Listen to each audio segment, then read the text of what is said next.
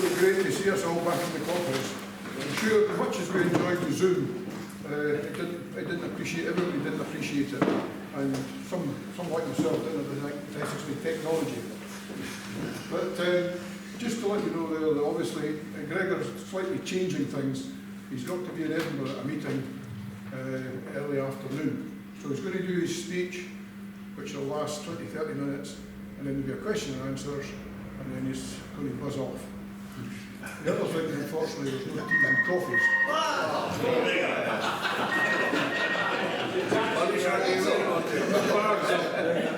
You can use the coffee machine if you want.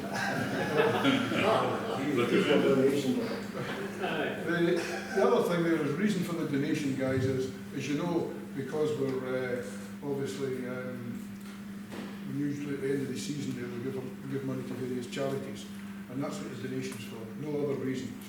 It's not my personal fund. Anyway, lads, when you move around the clubhouse, you should wear your mask, just for safety reasons. Because I can assure you, you can get the COVID even if you have your 2 injections. I'm talking from experience. Anyway, our guest speaker really doesn't need any introduction. And I'm going to say a few things. As a player, he won 82 caps, and he had 2 caps for the British Lions. He was awarded the MBE in 1999 for services to sport. He was pretty versatile as a player, fly half, centre and fullback. He started his playing career with Gala. He's played for Australia, England, France, then he returned to Scotland to play for the Border Reivers. I'm not going to say too much more, otherwise I'll get half his speech away. Please make a warm welcome for Gregor Townsend.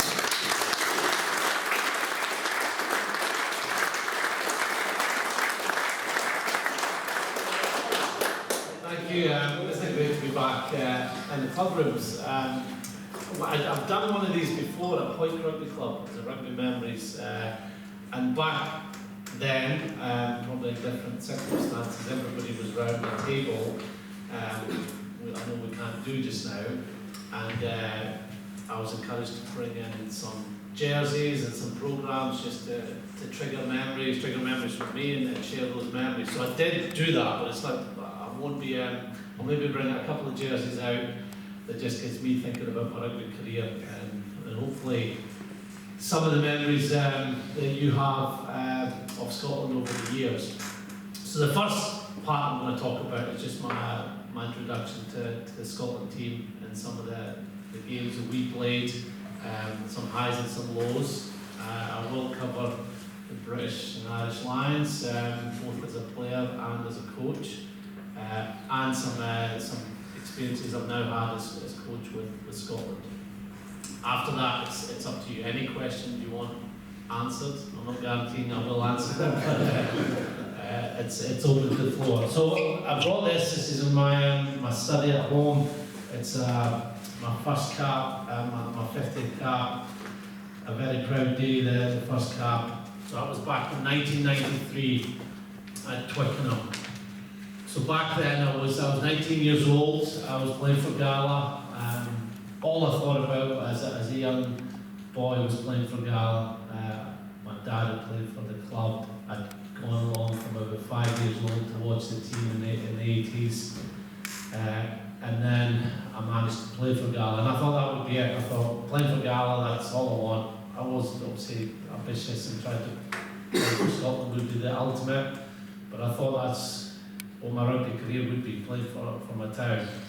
I was very fortunate I ended up playing in 5 different countries after that and seeing the game going from amateur to professional and have some great experiences.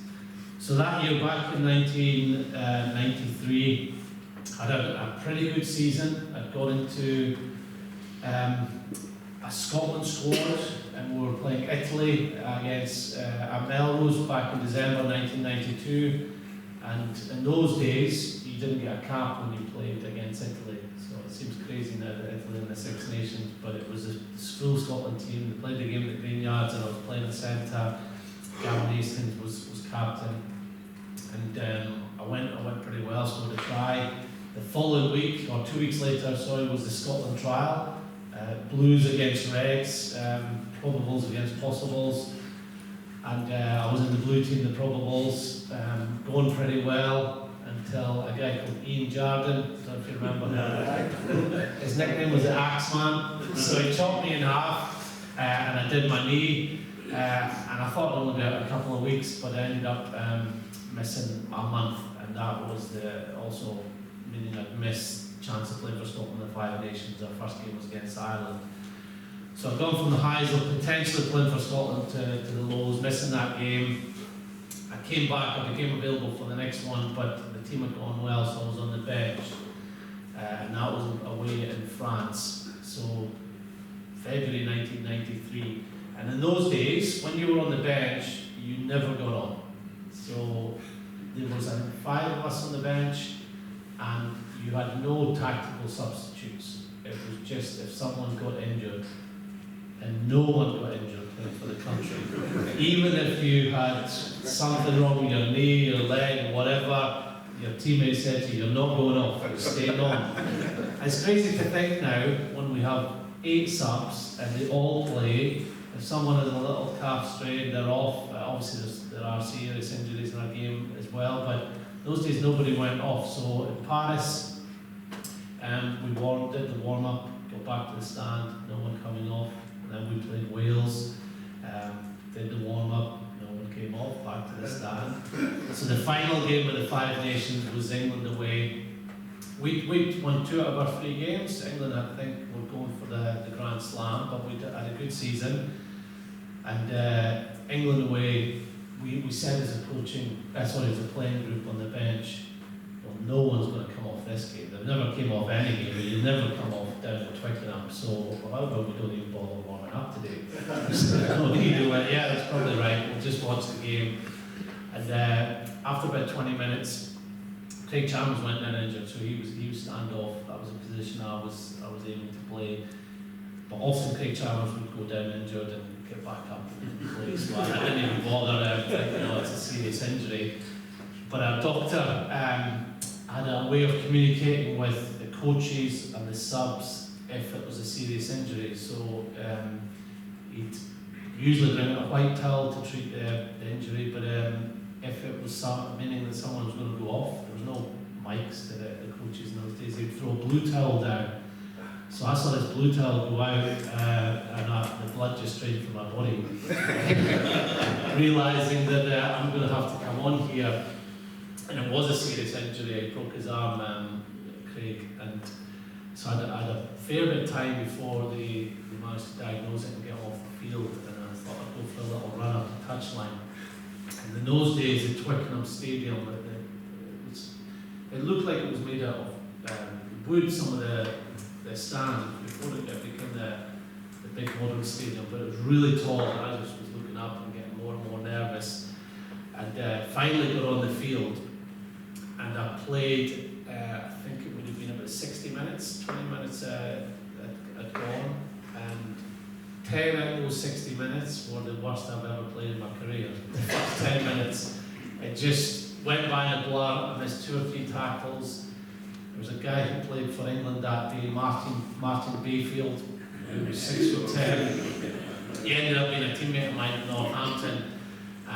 And he made a line break that day, his only line break, I think, in his career, and that was because he ran through me. So I was all over the place. But then after 10 minutes, I settled down and realised this is what I want to be. I absolutely loved it. We did lose the game, but it shows that you can have a really bad experience. And say I came on for the last 10 minutes of the game and had that experience, I would have lost a lot of confidence, thinking, this is for me. Fortunately, it got better, and it wasn't until another year before I got my second cap. In the summer, we toured Fiji, Tonga, and Samoa, but those games weren't caps, so even though you're playing against some really good teams, they weren't deemed caps. And I was injured in November, but I got my first start the following season down in Cardiff, and I just remembered the story at the weekend because I was speaking at Headache's lunch before Headache's played Gala, and Kenny Milne was sitting next to me. And he said, "Oh, I remember your first cap very well. You were wearing my boots, weren't you?" I remembered what happened. So we arrived at Cardiff Arms Park, and it was chucking it down with rain. So a little bit different than the stadium today in Cardiff, that you can close the roof. And it was coming down off the terrace. And as we came back into the change room, there must have been a kit man with us who said, "Well, I've got more longer studs if anybody wants to change their studs." So all the forwards were putting their boots in to get changed. And I thought, I'll do the same. It looks pretty muddy out there. So I put my boot in, and I heard the guy, the kit man, going, "Oh, shit," so excuse my language. And he broke one of my stud inserts off. And then he carried on and broke another one off. So my boots now had two studs missing, and I was hobbling like this in the change room before my first international start. And I said, I can't play with these, this is going to be a nightmare. I said, "Has anybody got a size 9.5, size 10 boot spare, pair of boots?" Because I didn't have a second pair. And Kenny Milne shouted, "Well, I've got an 8.5, what will they do?"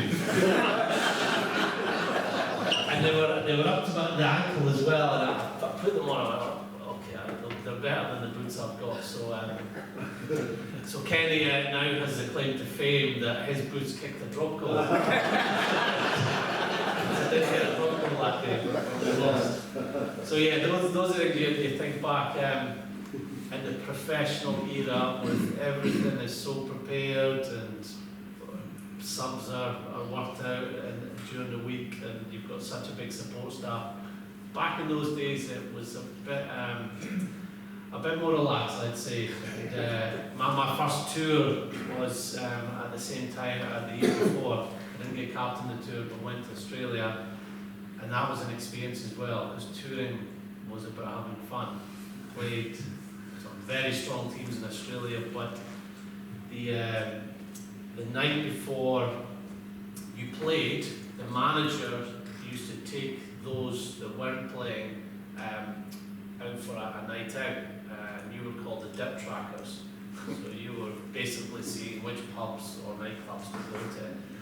So I was in the midweek team, so I played on a Tuesday. So the Monday, on the Tuesday, so the Friday before the Saturday game, our manager would take us out for a meal, then give us basically some money to have a few drinks.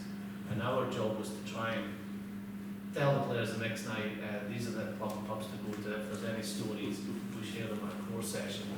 So we'd be pretty drunk on a Friday night. We'd watch the game, the Saturday game, and then Saturday night was the biggest night of the week. So you had your core session. Those that played the night before sat in the middle and had to tell some stories. And then you played on the Tuesday, and after the Tuesday you went out. So the first tour that I went on to, I was drunk 3 times a week. So very, very different to what happens now. My career took me to a number of countries, and it wasn't planned. I feel very fortunate, very grateful that those opportunities came about. The first one was just a desire to keep playing rugby. I got to play club rugby in Sydney. I went out in 1993 and again in 1995. I was at uni at Edinburgh Uni, just along the road, and had 3 months off in the summer. A couple of my mates had gone out and played the year before in Sydney. I thought, I want to do this. If there's an opportunity to keep playing, opportunity to see a different country. So myself and a local farmer from Kelso, a guy called Stuart Bennett, who's a really good club player, we went out there, we shared a room together. Our team was Warringah in the northern beaches in Sydney, and we made the grand final that year with a great time on and off the field. And as a rugby player, it was the most or fastest I've ever improved, playing with different players, a different style, with new coaches. So that then got in my mind that this is a good thing to go out and experience different environments, different coaches, and get yourself out of your comfort zone. So I did that again 2 years later.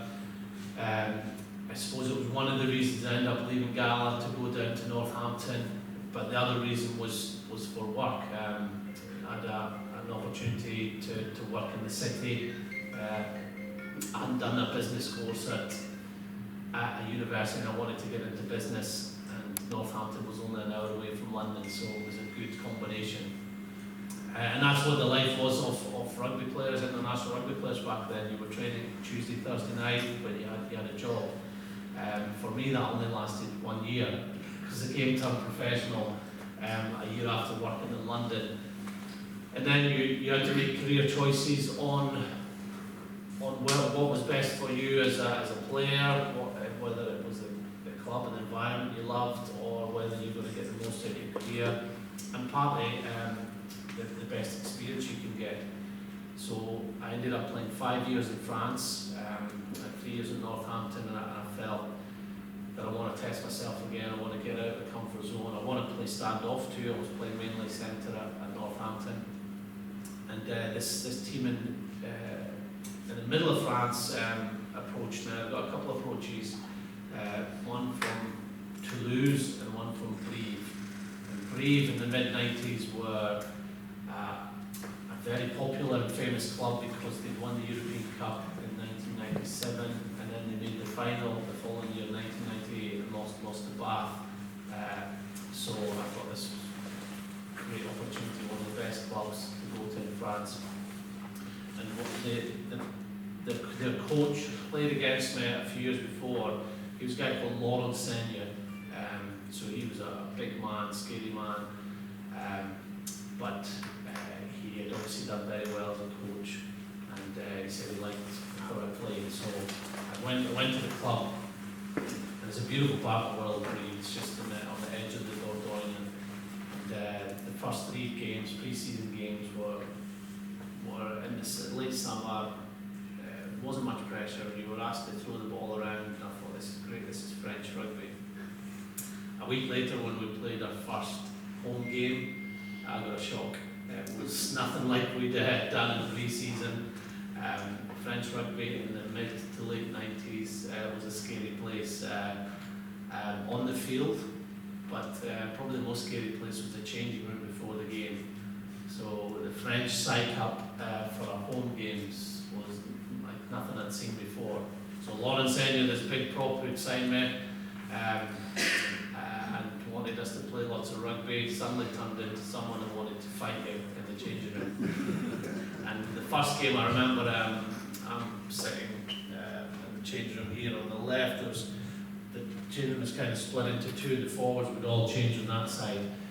I'm just watching with about 5 minutes to go, and our coach starts pushing the forwards, going up, giving a little elbow.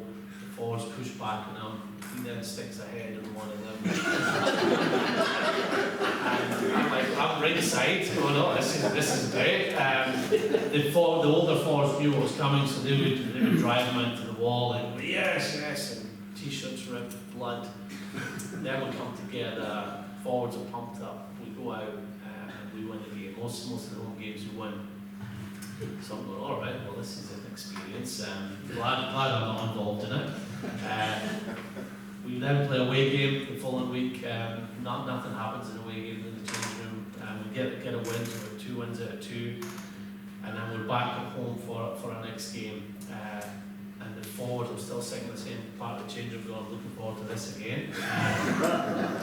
And Lauren, the coach, calls myself, and I was playing 12 that day, and 13 was the Sandro Bitsu. We're the only 2 foreigners in the club.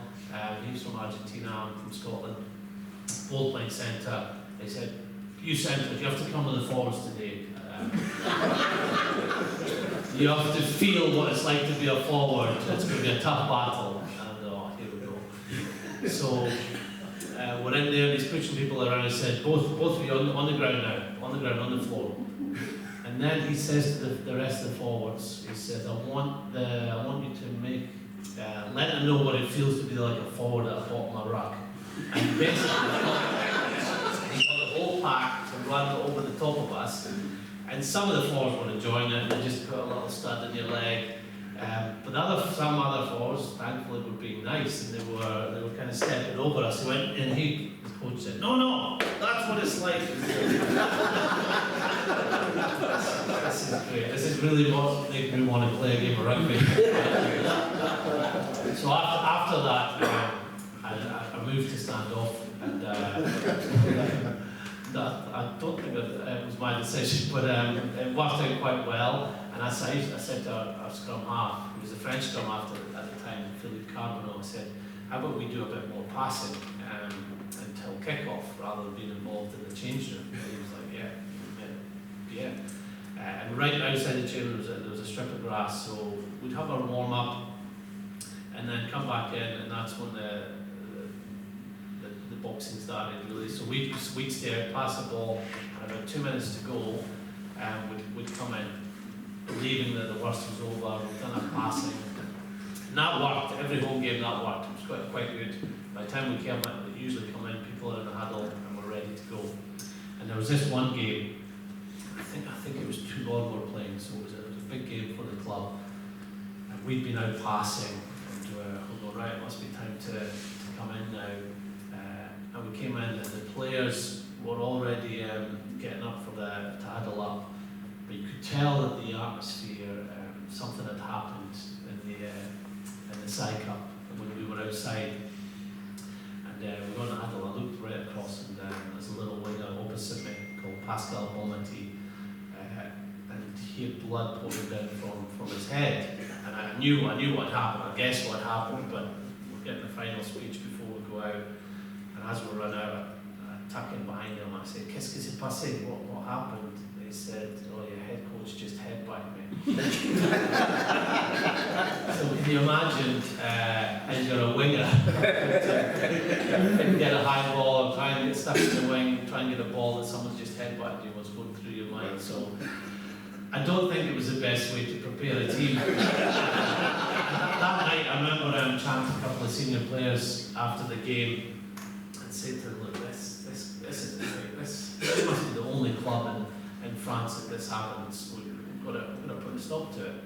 And the players said, "No, it's far worse than other clubs." I said, "How can it be possibly far worse than you get headbutted?" So they told me two stories. They told me Stade Francais, who were champions at the time, and what they did was very similar to us, but they had a little twist.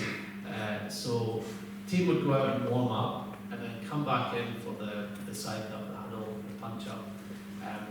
But they did it differently at Stade Francais. When they came back in, the staff were told to put the showers on at full heat. The showers were right beside the change room, and then also switch the lights off.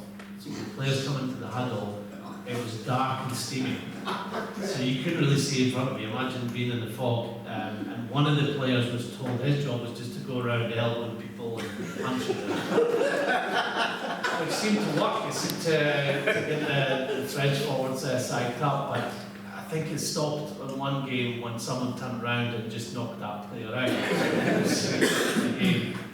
And then there was this other club down south called Béziers, and there again they took it to another level. So very similar to Brive and Stade Francais. You'd be outside, you come back in, and then you get in a bit of a fight. But what they did was they put an assistant coach at the door, and he was beside the light switch, and he was told at the right moment, with about a minute to go, just to switch the lights off and on repeatedly. So I don't know. In a nightclub, that strobe light effect, when you don't know what's happening, it's going off and on, light and dark. And they'd worked out that this gets people more in a frenzy than normal. So this team would do that, and they won. So the French had a way of getting you psyched up.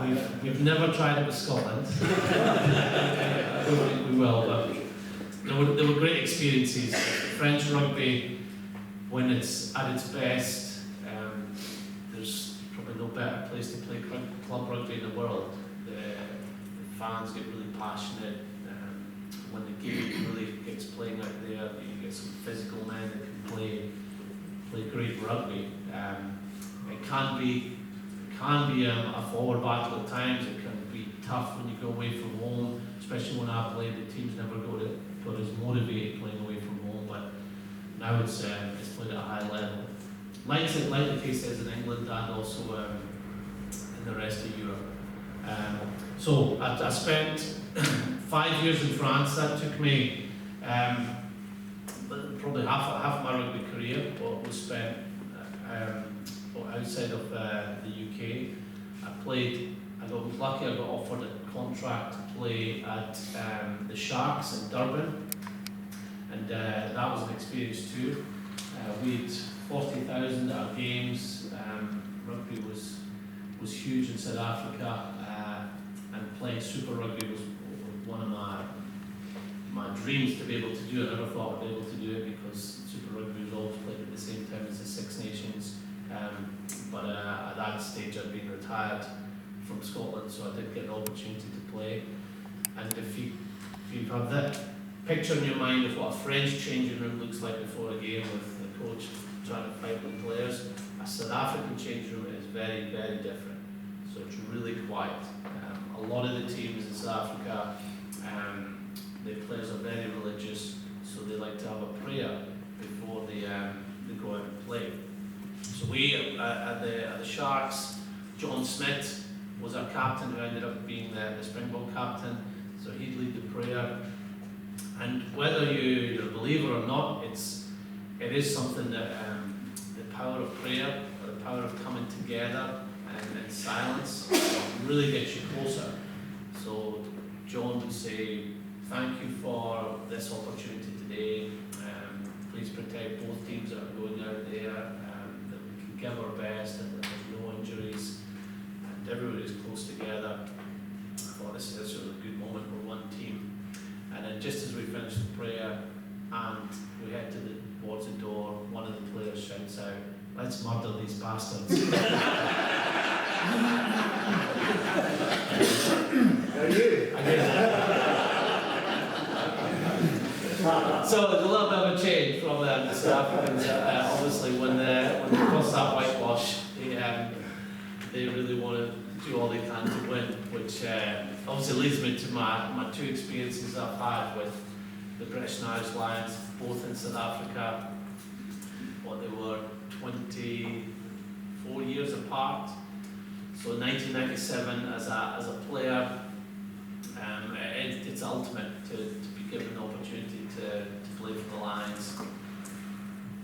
Everything about it is special and unique.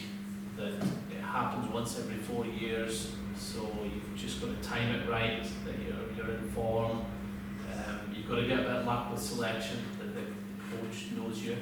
I was lucky in 1997 that Ian McGeechan and Jim Telford were the coaches.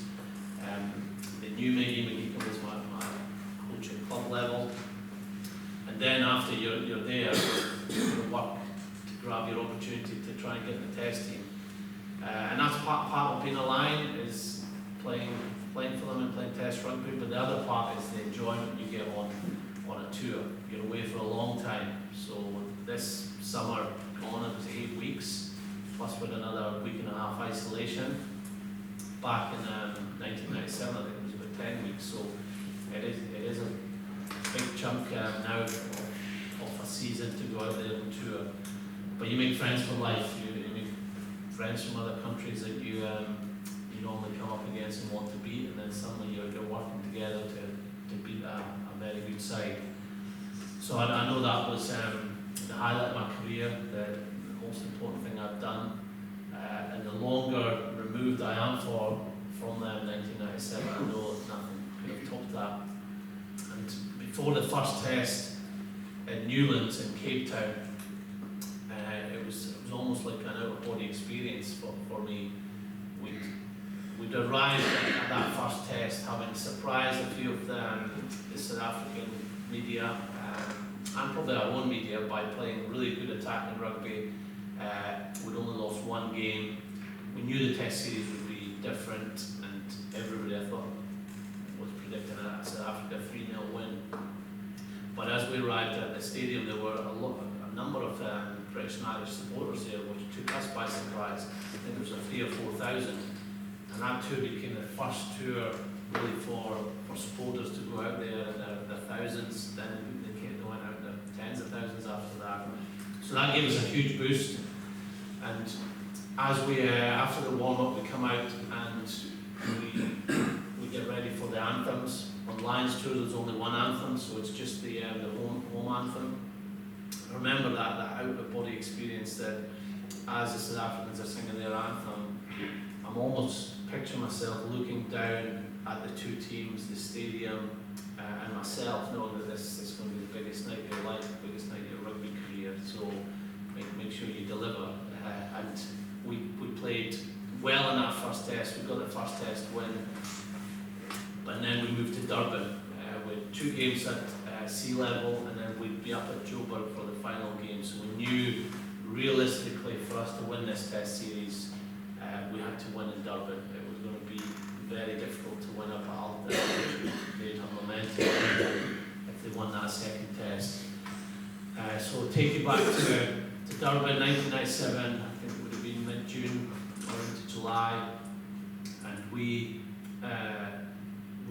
gone to we changed hotel. We're in a hotel called the Holiday Inn in the middle of Durban, and 2 hours before the game, Ian McGeechan gave one of the best rugby speeches you'll ever hear, best motivational speech. Hands up here of Watch Living with the Lions video, DVD.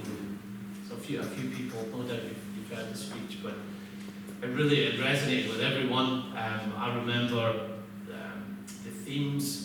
Now that I've over the years seen the video clips, you obviously know how he put it together. But he talked about, to begin with, how a day like today was so special.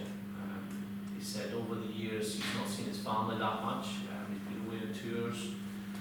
He could have done a better job to see them more. Made a lot of sacrifices. His family made a lot of sacrifices. But on a day like today, it was worth it. Today was going to be a special day.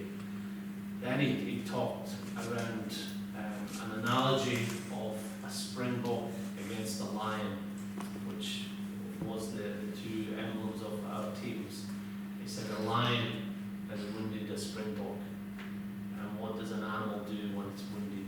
It fights for its life, thrashes out to try and save its life.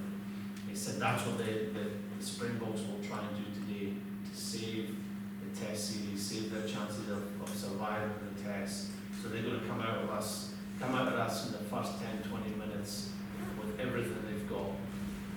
But the lion waits and slowly stamps the life out of the Springbok. And that's what we're going to do today with every tackle, every pass, every line out, every scrum. And then we go for the jugular and we win. The Springboks' chances of being alive in the test series are gone. So brilliant analogy on the back of him talking about himself and what it means to him as a father, a person, a family man. And then he finished off with what it would mean to us if we were to win.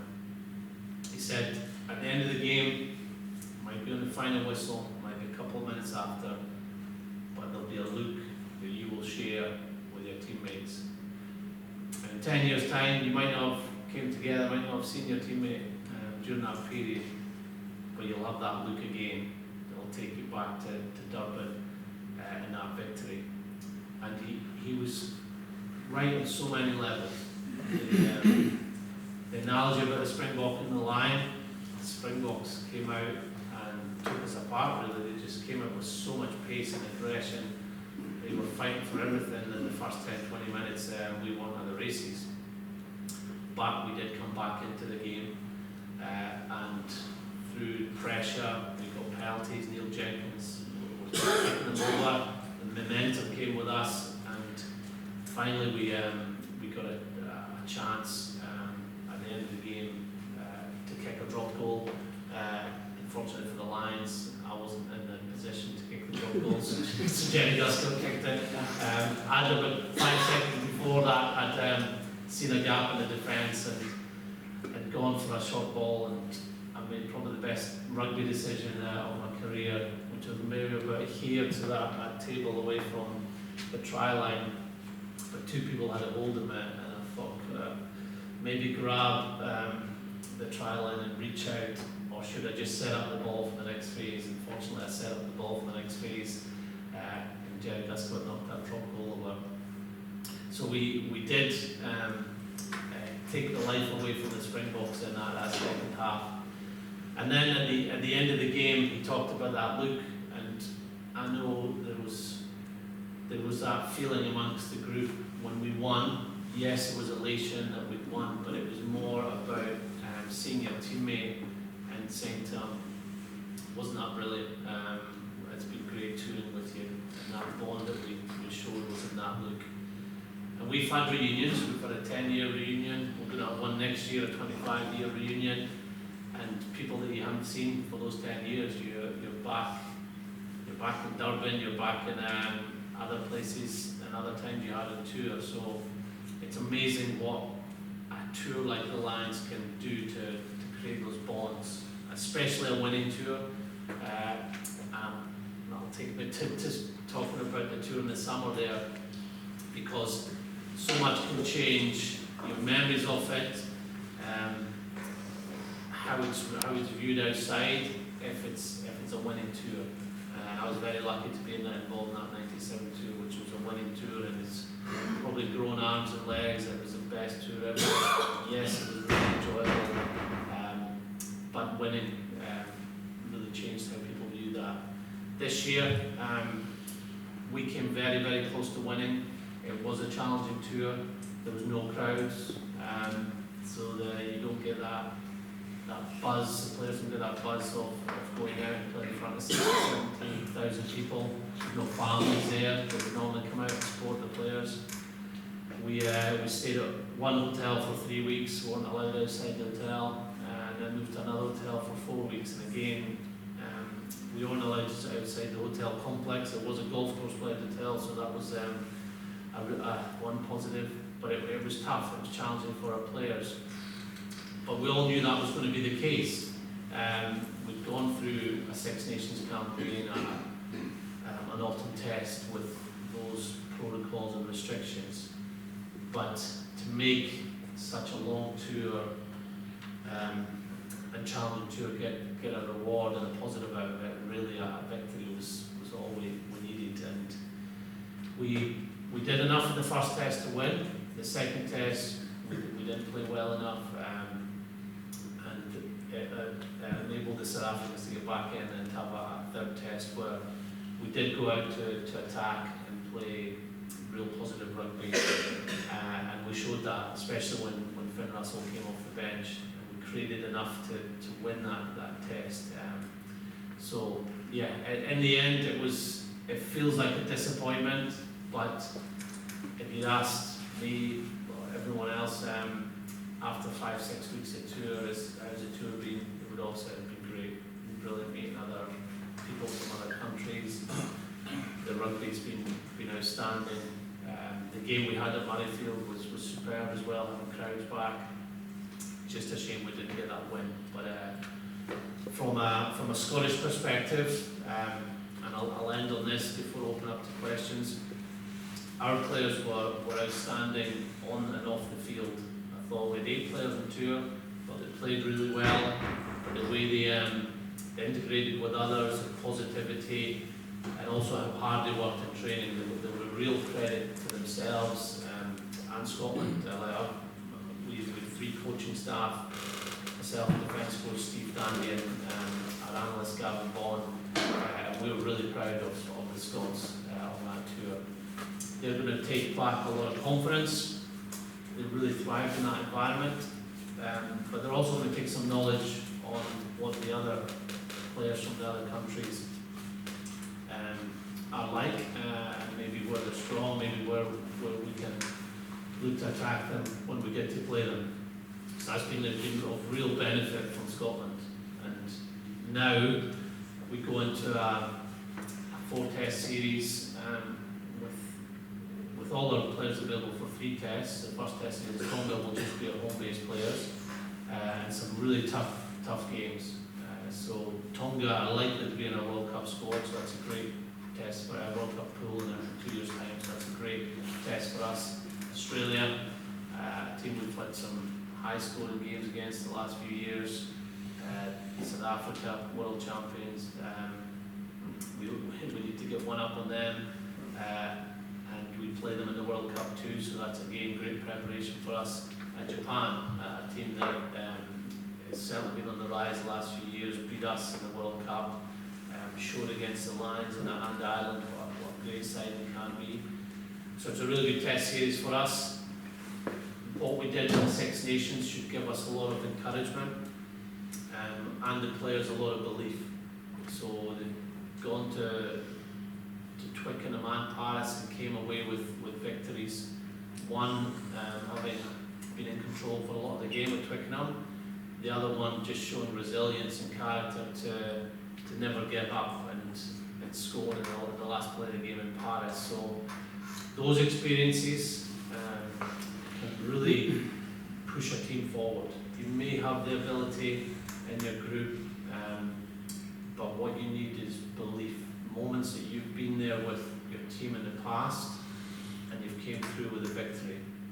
That belief should be encouraged or enhanced by the 8 guys that have been in the Lions tour, and also those that have missed out too, that have seen their teammates go well, and we can take that into the next few games, but also the next 2 years as we build our World Cup.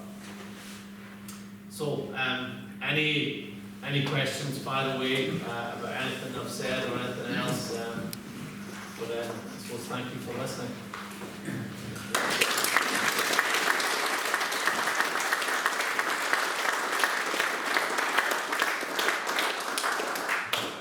Gregor, I read an article recently where Alan Tate was tipping you to be the coach of the Lions in 2025. Is that an ambition of yours, do you think?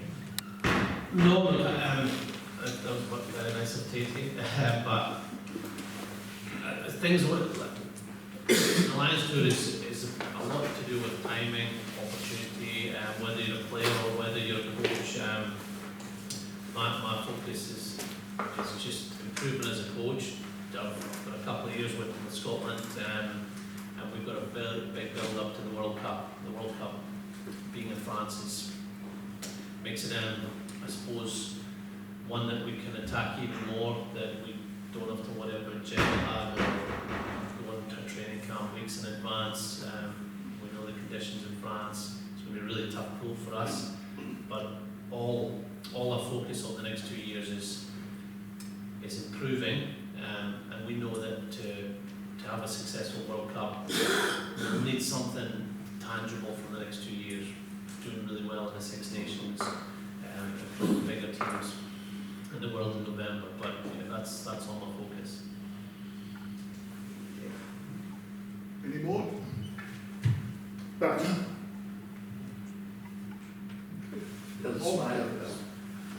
Gregor, who are on the spot here, who are the best players that you've played with and also against? Okay, good question.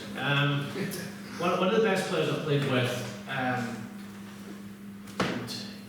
he epitomises the sort of Scottish toughness and work rate, but he was also a player that I had to adapt his game. I had to play a different style at the end of his career, and that's Gary Armstrong.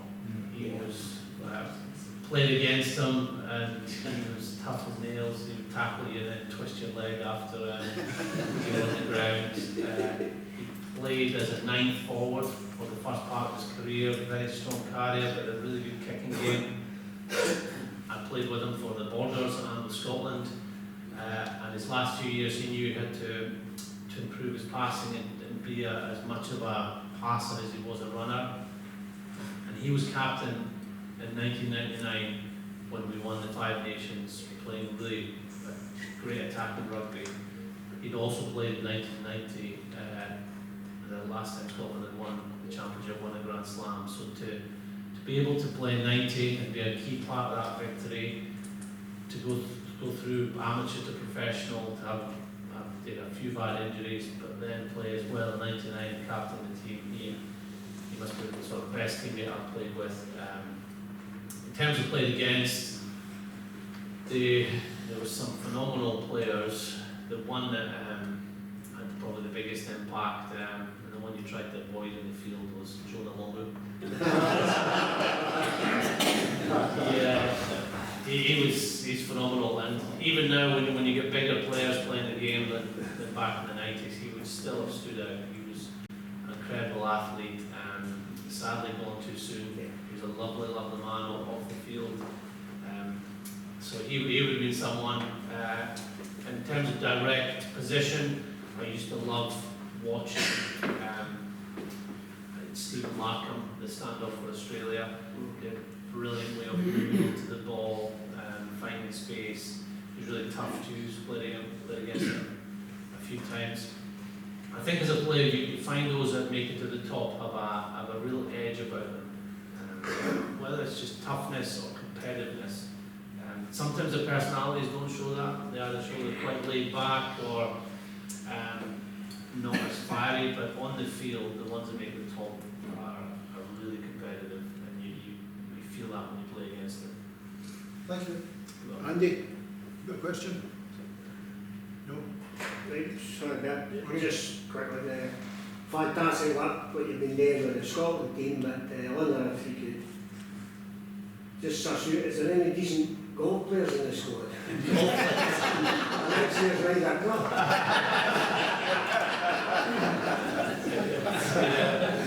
I know my Gavin's no bad. Gavin, I played, there was two golf events a couple of weeks ago. One was for Doddy at the Renaissance, and one was up at the Royal Aberdeen. It was a pro-am, and Gavin was at both of them.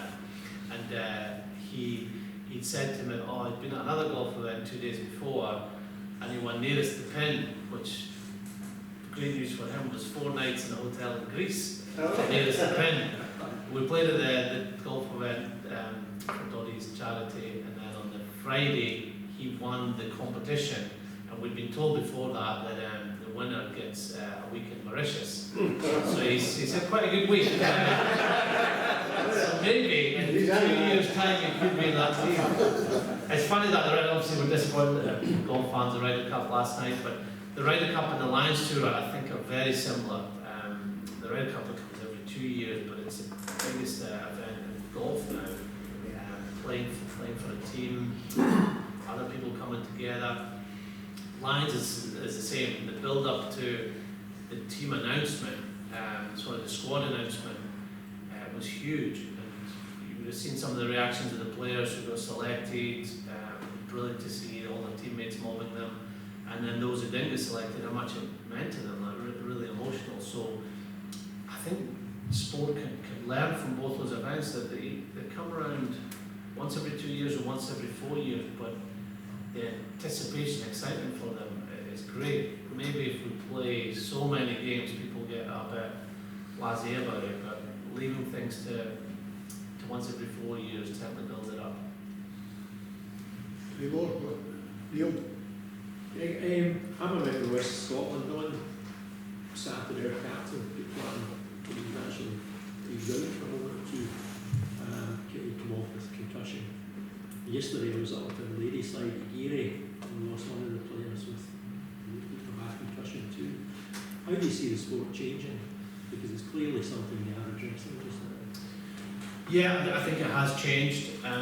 So that dealing with head injuries is obviously across the board now. So if there's anybody that has a head injury, they're removed. Anybody suspected of a head injury, they're removed. And there are a lot of people looking out for that. And in the past, maybe when guys in the room played, certainly when I played, you didn't admit to a head knock.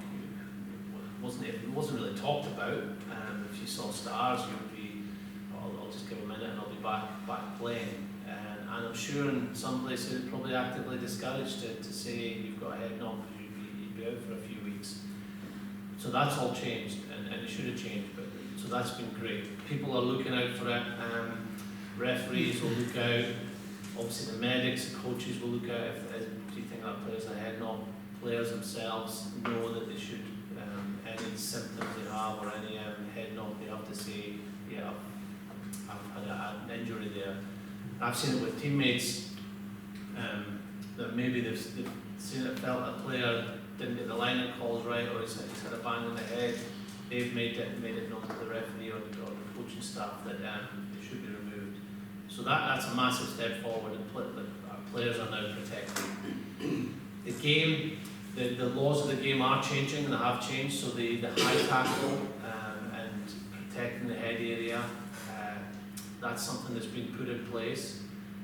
It is a collision sport, so you're going to get whether they're accidents or you're going to get some bad timing at times where they'll cause injuries. We're not going to avoid injuries whether lower limb or upper body, but they have made changes to protect and make sure there's less high tackles. The contact area is still one that I feel there could be improvements there, and contact clears and what we do with that. But the game is getting safer, and we love the game as it is. We love tackling. It's the team element of the sport. 15 people defending a line, and people putting huge effort into those tackles, trying to avoid space as well.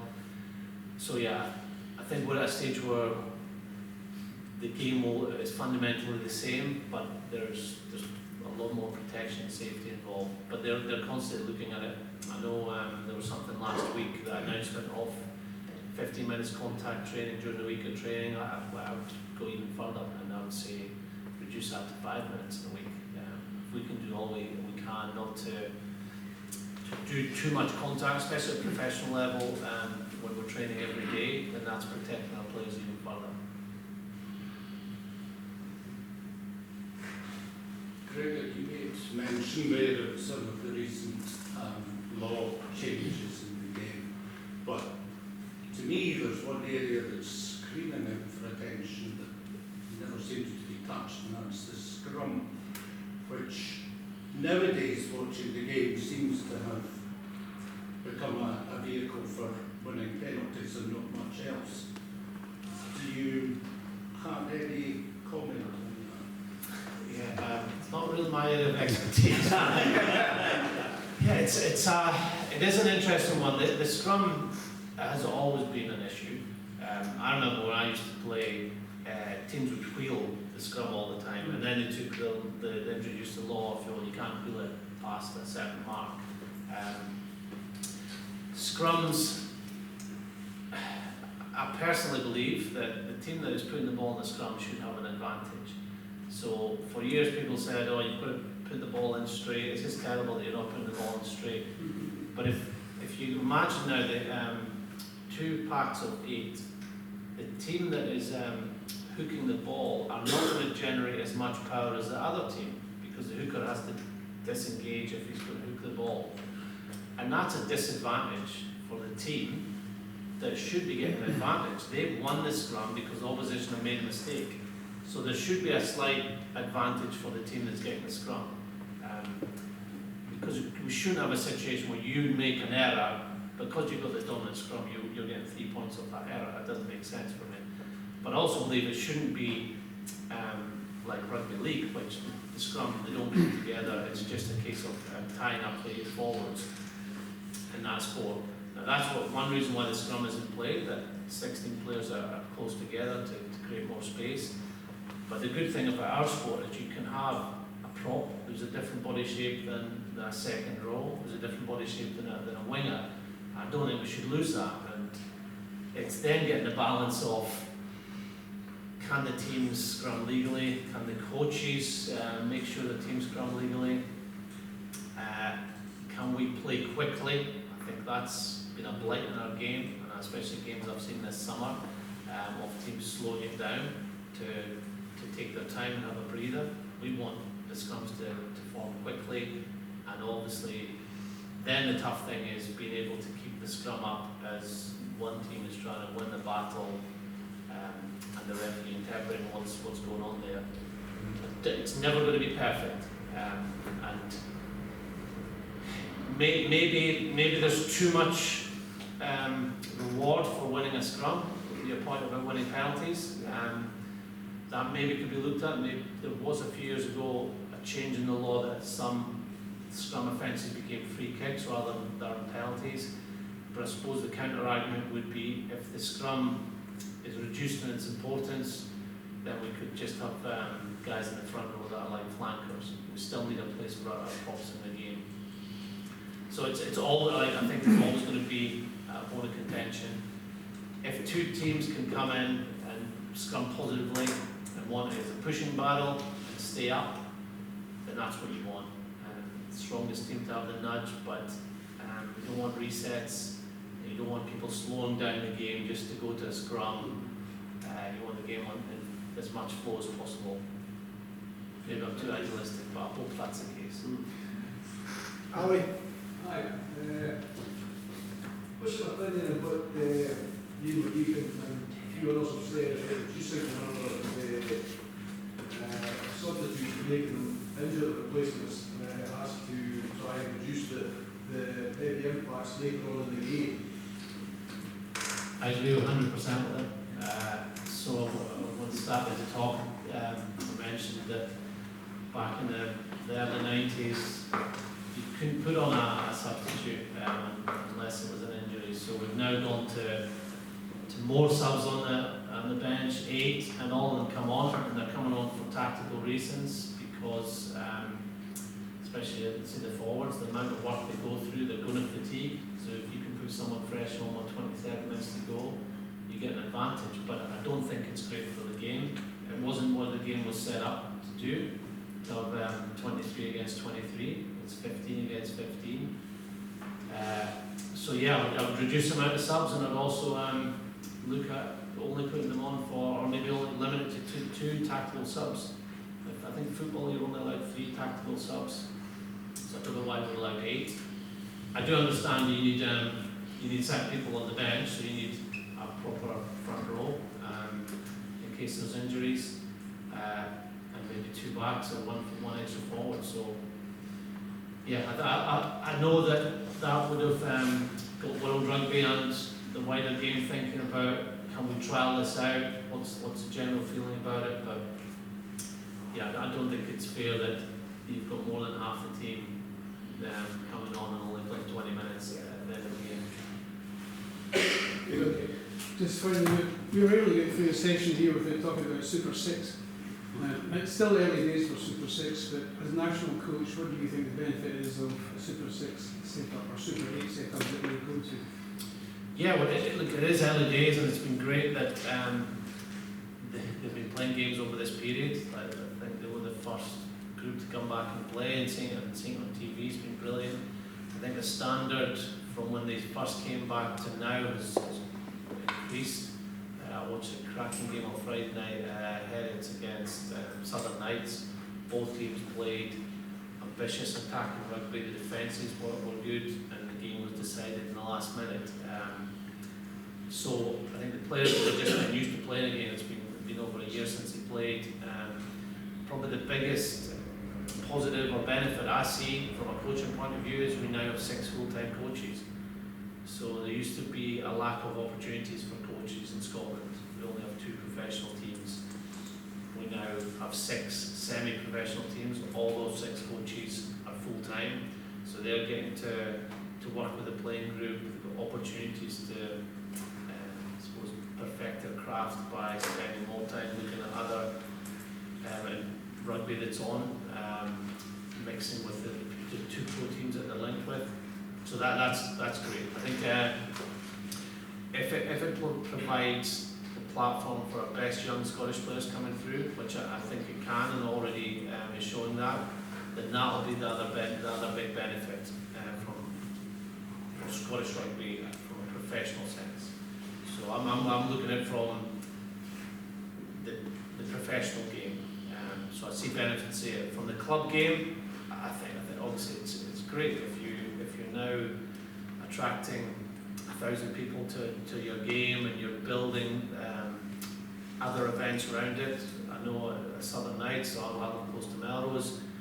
My young lad plays in under 18s. They play the team that the Southern Nights are playing later that day.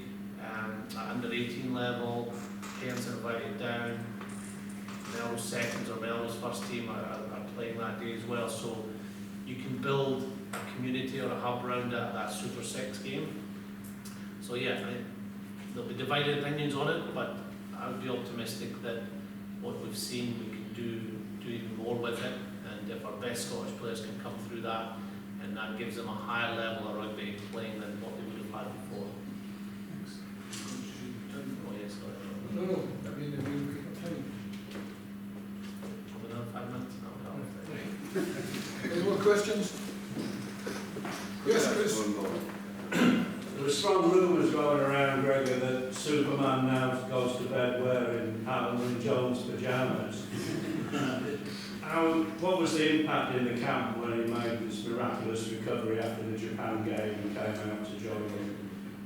It was amazing, and it was a real disappointment for everyone the night before we left to South Africa that we got the news that he was going to be out of tour for 2 weeks build up that we had in Jersey, and then we came across to Edinburgh. He was brilliant. He was in great physical shape. He was open-minded. He was like a 20-year-old rather than 36, 37-year-old, and he was clearly our leader. So in meetings, on the field, he was setting the standards. He was bonding with everyone.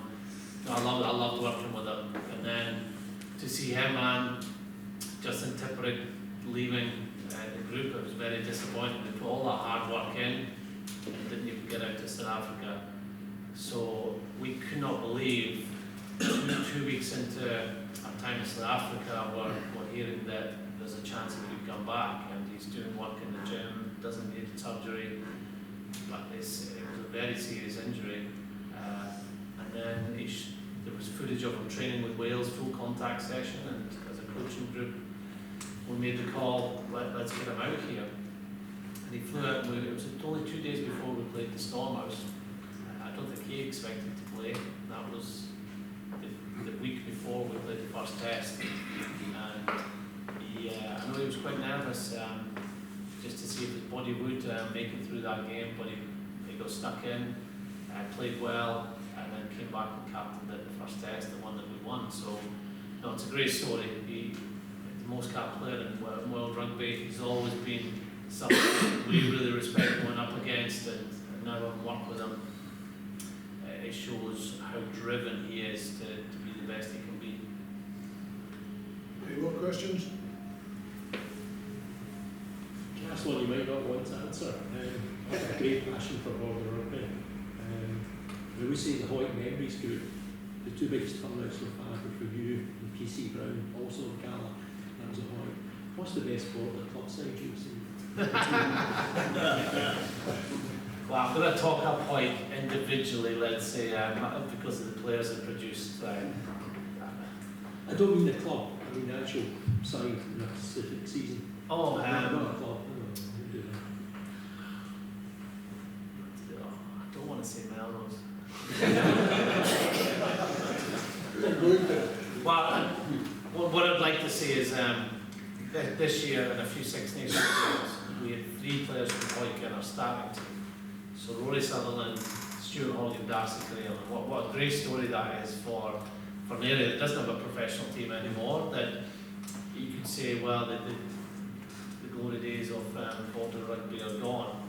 Well, they're still producing some fantastic players. And yeah, the Hoyt team, the Melrose team of the 90s when Jim Telfer was coaching and so many internationals, yeah, those 2 teams are up there. All in one team Gala was one of my biggest regrets. So we started the season 93. We started the season on fire with Melrose away, with Buttermuir away, with the last 2 champions, and then we got all the way to 2 games to go this season, and we were 1 point behind Melrose with a draw in there. With Dundee at home, who were already relegated. Sorry, Dundee away, already relegated. And the final game of the season was Melrose at home, and they were building this game. It was going to be the biggest crowd in Borders rugby for years. We'd beaten them away from home, so we fancied our chances. We still have Dundee to play. Dundee relegated. We're going to beat them, so went up to Dundee and lost. So, so we didn't even get the big game against Melrose at the end. We were a point behind. In those days it was 2 points for a win. And Dundee, David Leslie was our coach at the time, ex-Gala player. Even though they were relegated, he got them so pumped up. Piper's getting them onto the field. We lost 18-17.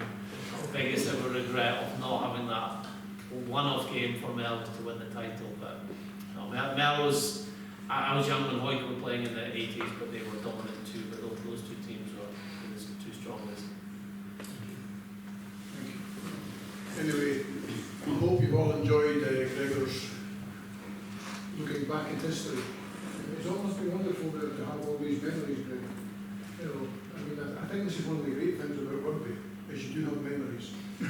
Some good, some pretty bad, but generally speaking, very good. And it's great, it's a commonship about rugby. And if you look at today, what, there's 50 odd of us here. Most of us passed our sell-by date. We're here. Think of yourself. Oh, you can talk. Anyway, Gregor, on behalf of the London Memories Group, I appreciate your time. I know you're an extremely busy man, and thank you very much for coming.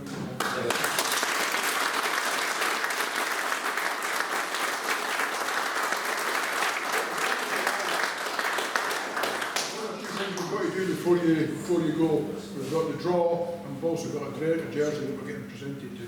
So, if you want, I don't know if you want anybody want a photo of Gregor before he goes?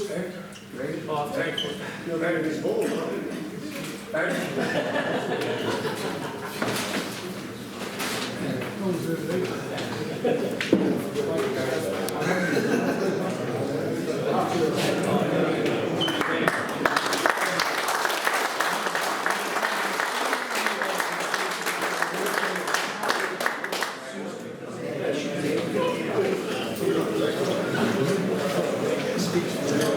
Every home game, and it's just to remind you guys, it's 25 years to the day he passed away, and he was a great servant for the club, and obviously his son played for the club and was a master. So just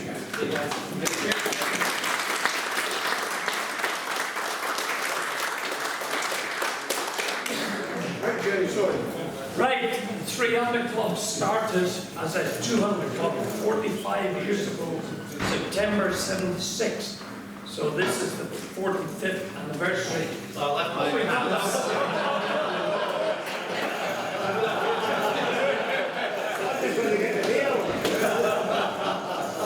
And over the years, we've managed to give the club over 55,000. So,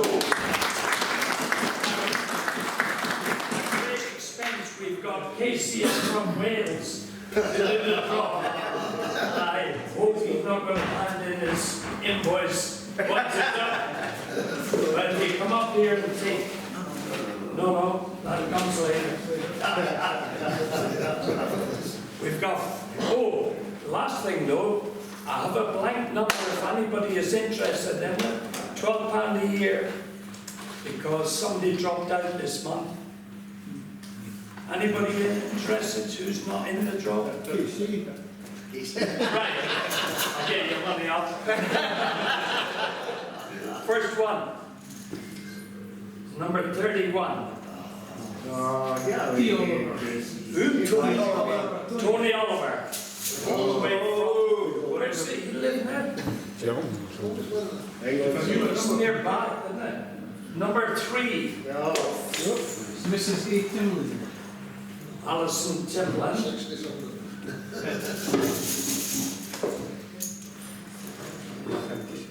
76.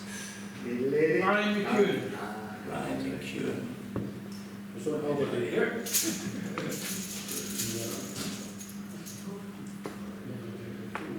Two on 3. Mrs. Walker. Oh no. Wonder if she'll get the money.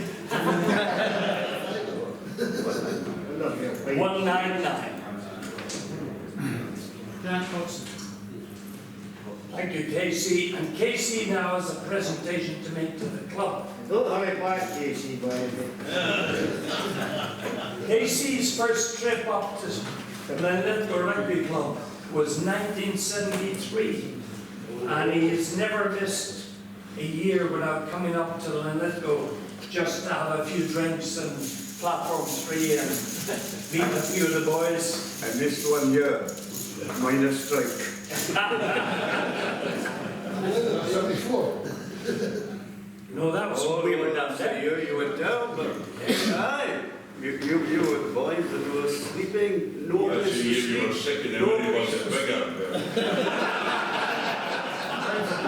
Now, as a lot of you know, there's plenty of jerseys throughout the clubhouse signed by ex-international players, etc. But Dave Mitchell wanted a proper Welsh one for the clubhouse, and Bob Dow chased Casey up, and Casey has managed to get. He left his own name out because him and Bob Dow were in consultation because he had tried to get the jersey. Unfortunately, his contact had given his jerseys away.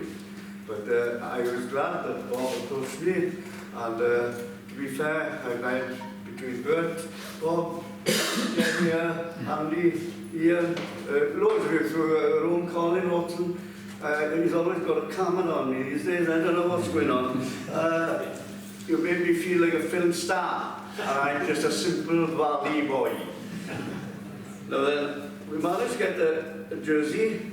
It's thanks to Alan Thomas of Llanelli and Scarlett, and also Aaron Shingler, who is a Welsh international, but due to injury and COVID, it took time to get the jersey done. But it has been done, and one other thing I've got to say is the name on the top of the list is Scott Cunell. I played with his father Derek, and Scott has played in the Linlithgow. Yes. That was the important thing, right? The fact that he played here, and we've got his signature on the shirt with the rest of them. I'd just like to thank it because it gives me an opportunity to give Linlithgow something for their 50 years. Thank you very much.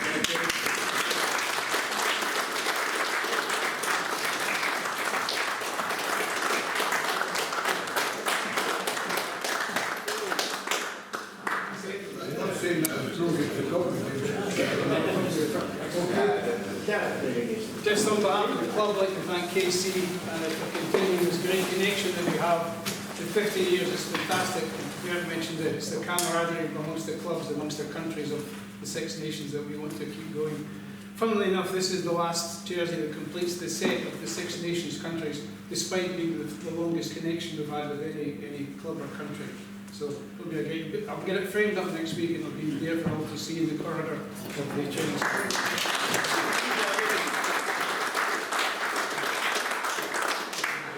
You need somebody very good with an ironing because it's travelled a long way. With Denise, we raised £79.50. The best